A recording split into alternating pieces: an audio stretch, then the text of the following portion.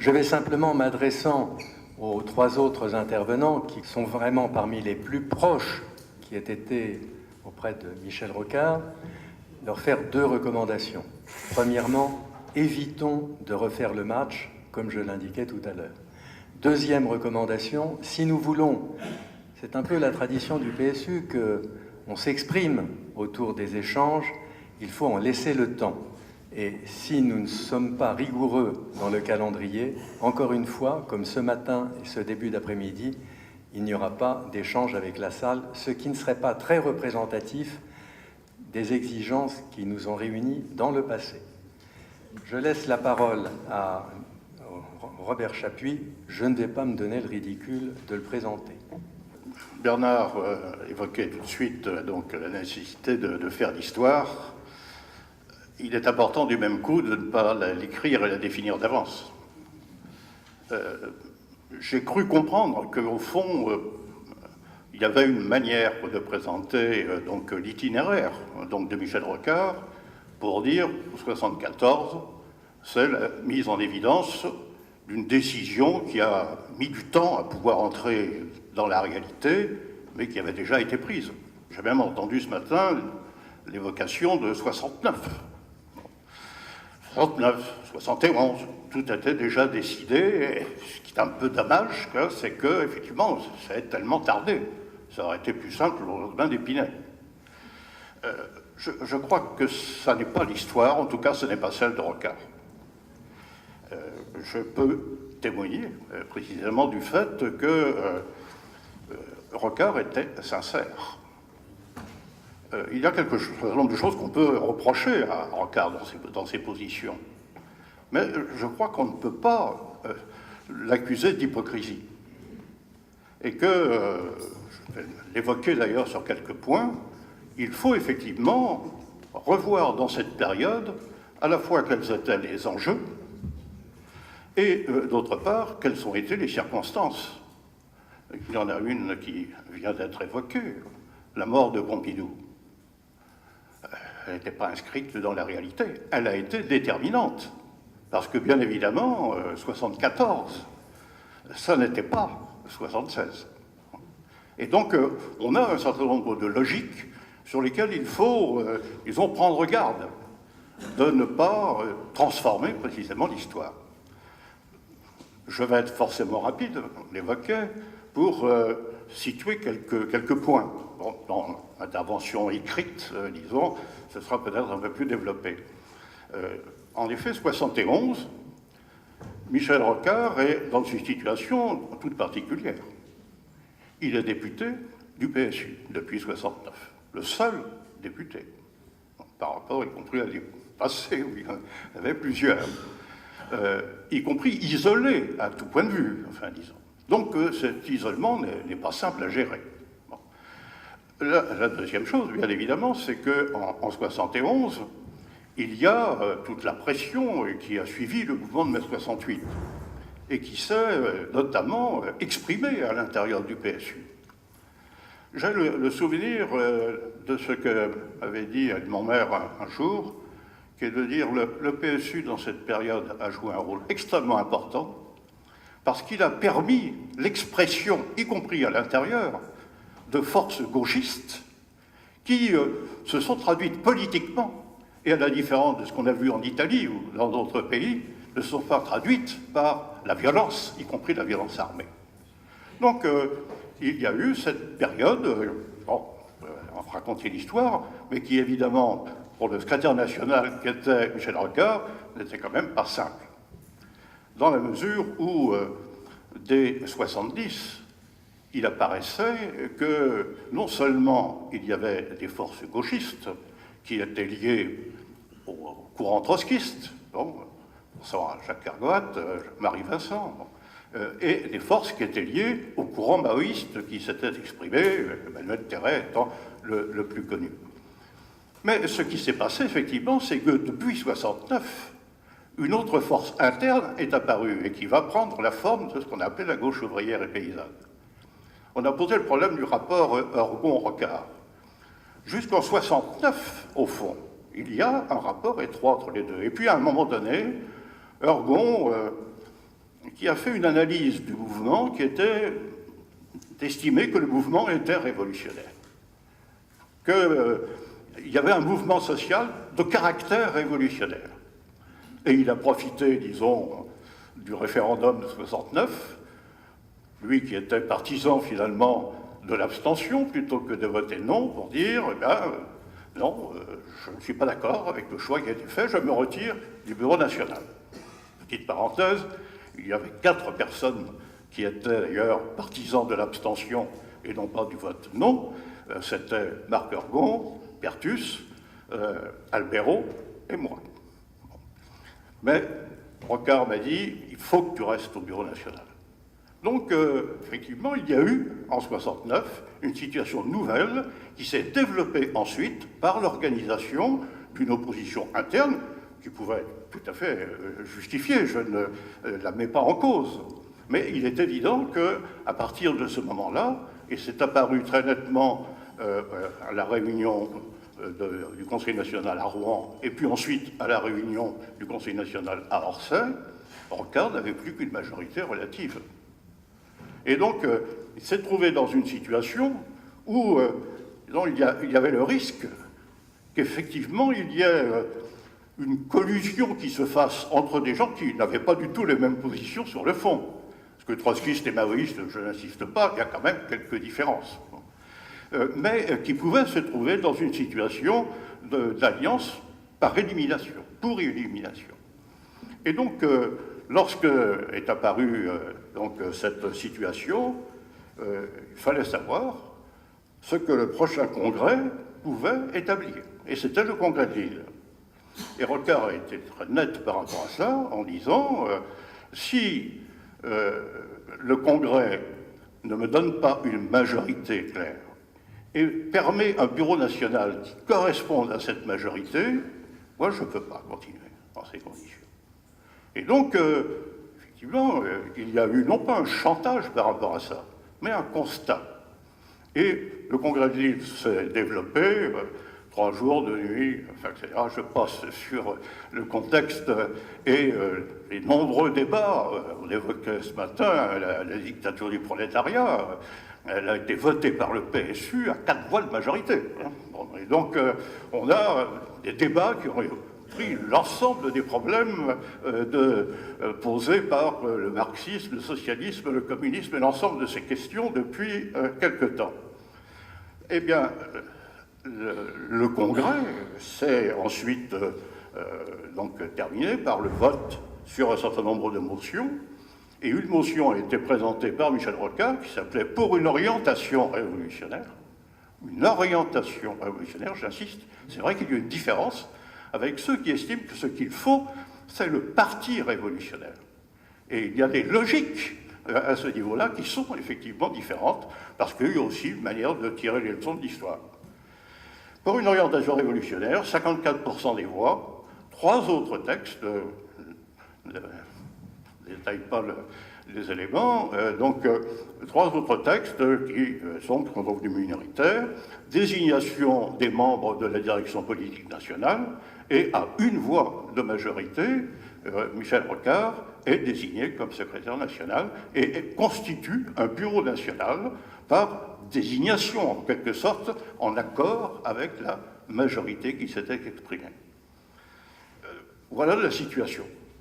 Et bien évidemment, on sait quelles sont les conséquences du congrès de Lille. Elles sont, disons, de 2 ordres, enfin, au point de vue des définitions politiques. D'une part, ça va être le départ de Martinet et d'un certain nombre de ceux qui étaient avec lui en janvier 1972, où il rejoint le CRS et le Parti socialiste, et il y a du même coup un pan du PSU qui disparaît, enfin, à ce niveau-là. Et par ailleurs, un certain nombre d'éléments trotskistes quittent le PSU dans la même période pour rejoindre la Ligue communiste, donc c'est le cas de Jean-Marie Vincent et de quelques autres. Certains restent au PSU, je pense à Crépeau et d'autres, bon, mais il y a bien évidemment ces départs. On se retrouve d'ailleurs devant un autre problème, qui est que le courant maoïste, lui, reste au PSU, mais constitue une organisation propre, la gauche révolutionnaire, et demande, en quelque sorte, qu'il y ait une capacité d'adhésion à la fois à la gauche révolutionnaire et au PSU. C'est le débat du Congrès de Juvisy qui refuse cette double adhésion et qui donc aboutit au départ de la gauche révolutionnaire. Michel Rocard, on a évoqué le mot, je crois, dans le texte, la reconquête. Mais cette reconquête, c'est pas une reconquête personnelle, c'est une reconquête sur des orientations, et c'est une reconquête qui se fait avec des militants et avec des responsables qui sont, y compris dans cette période difficile, dans ce qu'on appelle les luttes. Yves Le Foll, à Saint-Brieuc, le joint français, non, c'est aussi Le Foll et Saint-Brieuc. Bon. Évian, Georges Constantin, je crois, est dans la salle, il sait ce que c'est. Nous avons effectivement des engagements qui sont de la part de ce qui est la majorité en lien étroit avec les luttes sociales. Et donc, l'orientation qui se définit, c'est, comme il a été dit, d'aboutir à un programme de transition vers le socialisme autogestionnaire. Petite parenthèse à propos de l'autogestion, parce qu'on n'en a pas beaucoup parlé, finalement. Je crois qu'il est important de voir que pour Michel Rocard, ce n'est pas un mot en l'air. Quand il fait une préface pour le livre de Drulovic sur l'autogestion yougoslave, ce qu'il dit très exactement, d'ailleurs, c'est la nécessité de ne pas se limiter seulement à la production industrielle, mais s'élargir à l'ensemble des activités du pays. C'est-à-dire que l'autogestion, ce n'est pas un mode de gestion. L'autogestion, c'est une orientation de transformation sociale qui doit évidemment prendre des formes plus précises, mais qui touche à l'essentiel de la vie sociale. Et le programme de transition vers le manifeste donc, de Toulouse va précisément prendre en compte les divers secteurs. Bon, j'en ai fait la présentation récemment à propos de l'éducation. Alors évidemment, on a des termes, des mots qui aujourd'hui font, disons, bizarre à l'oreille. Bon, ce sont des mots révolutionnaires. Mais l'orientation qui est sous-jacente, elle est effectivement, y compris, d'ailleurs, avec une signification aujourd'hui même, sur la capacité de prise en charge par ceux qui sont concernés de l'avenir qui leur est donné. Nous avons quand même là une logique, effectivement, qui n'est pas simplement une logique territoriale, mais qui est une logique d'impulsion politique et d'impulsion sociale. Donc, le manifeste de Toulouse a été indéniablement, il a été adopté à 80% des voix, il a été un point d'appui extrêmement important, et simplement le constat a été fait que le PSU représentait maintenant, y compris par rapport à ce qu'était le Parti socialiste, une force réelle à l'intérieur du pays. Et le dialogue, d'ailleurs, avec le Parti communiste, s'est fait à ce moment-là. Je me souviens avoir participé à une manifestation sur les libertés avec le Parti communiste, alors même que le Parti socialiste n'y était pas. C'est-à-dire qu'il y avait une logique qui apparaissait. Mais c'est vrai, je me souviens de petites phrases de Thierry Pfister dans Le Monde, après Toulouse, pour dire « Ah, le PSU s'est réorganisé, se donne une force. Est-ce que ce sera suffisant pour le temps très court qui, évidemment, se retrouve avec les élections de 1973. Difficile, en quelques mois, presque quelques semaines. Le manifeste a été, comme il est dit, donc imprimé au début 1973. Et donc, c'est le deuxième élément très important, je vais revenir sur Pompidou rapidement, qui met en évidence que les élections de 1973 se sont faites avec un PSU dynamique, avec une force réelle et une volonté de transformation effective, et qui était bien ressentie. Petite parenthèse personnelle, j'ai été candidat à nouveau dans le 14e arrondissement. Les réunions que nous pouvions faire étaient extrêmement suivies. Mais j'ai le souvenir, distribuant des tracts à la sortie du métro Montparnasse, d'avoir quelqu'un qui me dit « Ah, j'étais à votre réunion hier, vraiment, c'était tête tonique, c'est important, vous savez, il faut que la gauche l'emporte et je vais voter pour le Parti socialiste. Bon. Alors, bon, cette situation, elle n'était pas simplement la sortie de la guerre Montparnasse. C'est une situation plus large, bien sûr, qui est apparue à ce moment-là. Et évidemment, la conséquence a été notamment donc, que Michel Rocard n'a pas été réélu dans les Yvelines. Et c'est vrai, là c'est vrai, que Michel Rocard, du même coup, et c'est le sens de l'interview avec Témoignages chrétiens, a exprimé, quand on dit qu'il n'y a pas de transparence, on lui a reproché justement d'avoir fait un article dans Témoignages chrétiens. Il a exprimé ce qui lui semblait tirer comme conséquence de l'échec de 1973. Et le PSU, à ce moment-là, c'était également ma position, a estimé que ça n'était pas dans la logique du Congrès de Toulouse. Et qu'il fallait que Rocard s'explique et choisisse. Et il a choisi, puisqu'il m'a demandé effectivement de lui succéder en juin 1973. Et le Bureau national a accepté en septembre, et la direction politique nationale en novembre.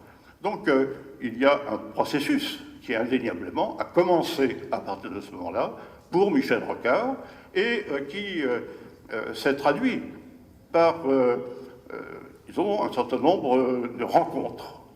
Et c'est vrai qu'on a eu à ce moment-là la question de savoir comment un dialogue pouvait s'établir avec le Parti socialiste, et Edmond Maire a estimé effectivement qu'il fallait établir un dialogue dans lequel les forces sociales, des forces associatives et des forces syndicales pouvaient intervenir pour que ce ne soit pas un dialogue simplement entre deux organisations politiques.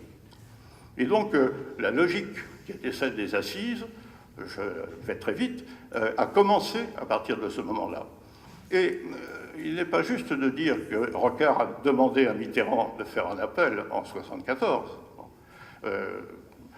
Le lien qui s'est établi entre Mitterrand et Rocard a été par Jacques Attali, qui, effectivement, donc, mis en évidence, après toute la logique, et là je ne reprends pas ce que disait Bernard Ravenel sur les choix qui ont été faits par le PSU, donc de soutenir la candidature de François Mitterrand, déjà en 1965 c'était le candidat unique, de soutenir la candidature de François Mitterrand avec une campagne autonome au premier tour. Bien, cette logique, disons, débouchait sur un appel qui n'était pas un appel pour entrer dans le Parti socialiste, mais qui était un appel pour des assises du socialisme à la fin de l'année 1974. Je passe sur les débats de la période, etc., pour savoir si ça serait un parti des socialistes ou un parti socialiste, etc.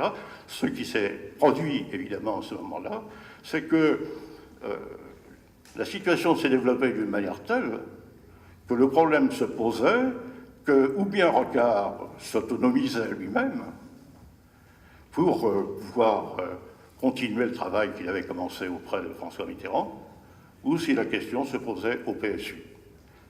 De savoir, effectivement, si le PSU lui-même, en tant que parti, s'engageait dans un processus de dialogue qui était celui des assises du socialisme. Alors j'arrête ici, puisque nous en sommes à cette période où les assises ont été préparées dans des conditions, pas toujours simples, y compris dans les débats avec Popren et quelques autres, mais où il y a eu, en effet, un mouvement qui s'est fait, et où la minorité, avec Michel Rocard, a décidé de participer aux assises, donc dans la représentation de ce qui était pour eux et pour nous le manifeste de Toulouse, et d'ailleurs à l'intérieur du Parti socialiste, au moins pendant une période, il y a eu un courant du manifeste qui essayait précisément de mettre en évidence les orientations autogestionnaires en jonction avec un certain nombre d'éléments, en particulier avec certains du CRS. Il faut rappeler d'ailleurs qu'en 1972, il y a eu une publication commune du Parti socialiste par le CRS et du PSU, de la revue Frontières et de la revue Critique Socialiste, qui montrent bien évidemment, que ce n'était pas simplement un problème Rocard, mais que c'était un problème politique de savoir quel était l'avenir de la gauche et qu'il fallait peut-être faire un certain nombre de choix. Ensuite, ces choix, bien évidemment, peuvent être discutés, mais comme il a été dit, il est très important de faire l'histoire.